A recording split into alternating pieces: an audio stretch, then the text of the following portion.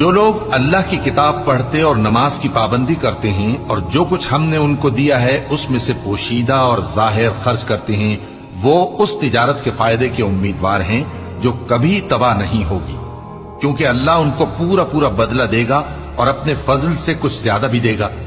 وہ تو بخشنے والا ہے، قدردان ہے۔ اور یہ کتاب جو ہم نے تمہاری طرف بھیجی ہے برحق ہے، اور ان کتابوں کی تصدیق کرتی ہے جو اس سے پہلے کی ہے۔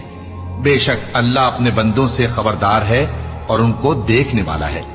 پھر ہم نے ان لوگوں کو کتاب کا وارث ٹھہرایا جن کو اپنے بندوں میں سے برگزیدہ کیا، تو کچھ تو ان میں سے اپنے آپ پر ظلم کرتے ہیں اور کچھ میانہ رو ہیں، اور کچھ اللہ کے حکم سے نیکیوں میں آگے نکل جانے والے ہیں۔ یہی بڑا فضل ہے۔ ان لوگوں کے لیے ہمیشہ رہنے والی جنتیں ہیں جن میں وہ داخل ہوں گے، وہاں ان کو سونے کے کنگن اور موتی پہنائے جائیں گے اور ان کی پوشاک ریشمی ہوگی۔ وہ کہیں گے کہ اللہ